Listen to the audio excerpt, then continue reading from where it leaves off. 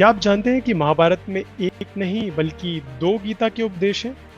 एक कुरुक्षेत्र भूमि में युद्ध के शुरू होने से पहले, जिसे हम भगवत गीता के नाम से जानते हैं, परंतु एक और जो युद्ध के समाप्त होने के बाद युधिष्ठिर जब एक अश्वमेध यज्ञ करवाते हैं, तब जिसको अनुगीता कहा जाता है।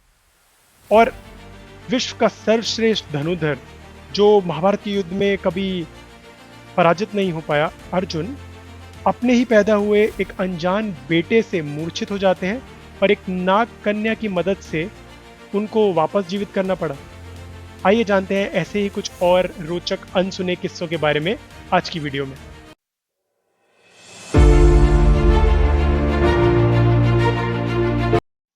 नमस्ते दोस्तों, आपका स्वागत है हमारे चैनल पर। आज हम बात करेंगे महाभारत के उस पर्व की जो एक बड़े यज्ञ की कथा कहता है, अश्वमेधिक पर्व। ये वो कहानी है जहां युधिष्ठिर अपने राज्य की पवित्रता के लिए एक बड़ा यज्ञ करते हैं और अर्जुन एक बहुत ही महत्वपूर्ण यात्रा पर निकलते हैं। अगर आपने हमारी पिछली वीडियो देखी है, जैसे अनुशासन पर्व, तो ये उससे कनेक्टेड है। अगर नहीं देखी तो ये रहा इसका लिंक, जरूर देखिएगा। वीडियो पसंद आए तो लाइक और सब्सक्राइब करें ताकि अगली बार हमारे साथ जुड़ सकें। चलिए शुरू करते हैं।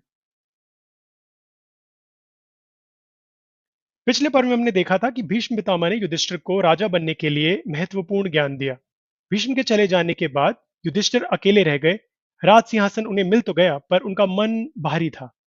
अब उन्हें अपने कर्तव्य का निर्वाह खुद करना था, जिससे वे अपने अंदर के अपराध और युद्ध के पाप को मिटा सकें। भीष्म के मरने के बाद युधिष्ठिर सोचते हैं कि क्या शासन करना ही उनका कर्तव्य है। वो कहते हैं कि युद्ध ने धर्म को कहीं खत्म तो नहीं कर दिया। दिगंशो धर्मम य युद्धे विनाशमेव प्रपश्याम। धिक्कार है उस धर्म को जिससे सिर्फ विनाश हो। कृष्ण उन्हें समझाते हैं कि असली धर्म वो है जो कर्म से आता है। राजा का कर्तव्य है कि वो अपने राज्य में शांति और न्याय बनाए रखे। तब युधिष्ठिर अपने पंडितों और कृष्ण से सलाह लेकर तय करते हैं कि एक बड़ा यज्ञ करेंगे, अश्वमेध यज्ञ। इस यज्ञ का मतलब है राजा का क्षेत्र में अपना अधिकार स्थापित करना और साथ ही अपने पापों का प्रायश्चित भी करना।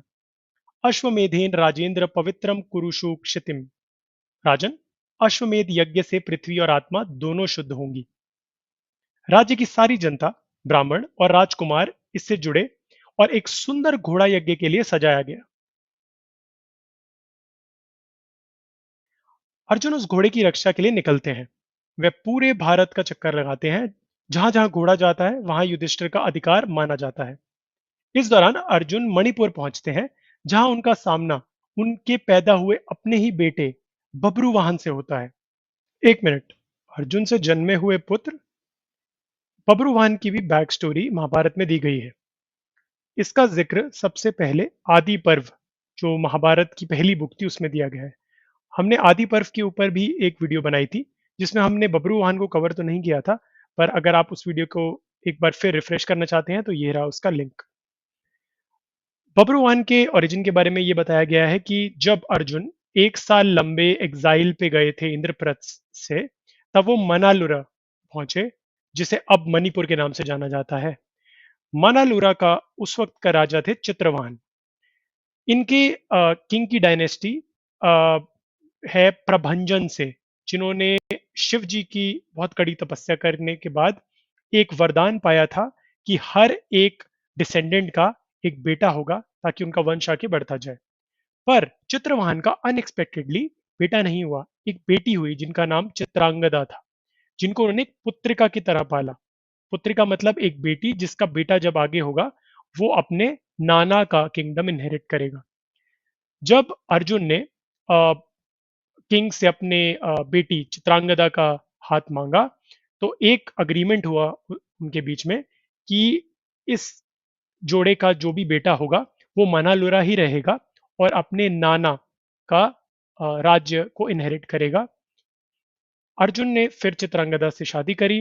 वो 3 महीने तक मनालुरा में रहे और वहां से जाने के बाद उनको पता चला कि चित्रांगदा ने उनके एक बेटे को जन्म दिया है, जिसका नाम बब्रुवाहन रखा गया था। गलती से बब्रुवाहन अर्जुन को युद्ध में घायल कर देते हैं। यहाँ नागकन्या उलूपी आती हैं और अर्जुन को नागमणि से ठीक करती हैं। उलूपी नागकन्या तम प्रेणयित्वा पुनर्जन्म। उलूपी ने मणि मंत्र से अर्जुन को फिर से जिंदा किया। ये लड़ाई और फिर अर्जुन का जीवित होना प्रतीक है संघर्ष और आत्म प्रेरणा का। अर्जुन के लौटने के बाद युधिष्ठिर यज्ञ शुरू करते हैं। पूरे राज्य में खुशी का माहौल रहता है। यज्ञ का अग्नि कुंड प्रज्वलित होता है। मंत्रों की आवाज से वातावरण पवित्र हो जाता है। युधिष्ठिर अपने राज्य की खुशहाली और जनता के लिए आशीर्वाद मांगते हैं। साथ ही निर्धनों और जरूरतमंदों को दान भी दिया जाता है। सर्वेशाम पुण्य कर्माणा मेदंतम विधीयते। अश्वमेध यज्ञ सबसे बड़ा पुण्य कर्म है। यज्ञ खत्म होने के बाद कृष्ण और व्यास जी युधिष्ठिर को बताते हैं कि असली ज्ञान क्या है। वे कहते हैं कि सिर्फ यज्ञ और कर्म से नहीं, बल्कि सही ज्ञान और मन की शांति से मुक्ति मिलती है। यहीं पर अनुगीता की बात होती है, जो गीता का दूसरी व्याख्या भी है। श्रुत्वा गीता मया प्रोक्ता पुनर्नुगिता त्वया। तूने पहले गीता सुनी, अब मैं इसे साधारण स्वरूप में फिर से समझा रहा हूं। सत्वगुण में चलने वाले ऊपर जाते हैं, रजस में बीच में रहते हैं और तमस में नीचे गिरते हैं। दुख का अंत सुख है, सुख का अंत दुख है। सब कुछ शायद क्षणिक है, केवल ज्ञान ही अनंत है। अश्वमेध यज्ञ सिर्फ बाहरी विजय नहीं है, ये खुद को नियंत्रित करने का एक सिंबल है।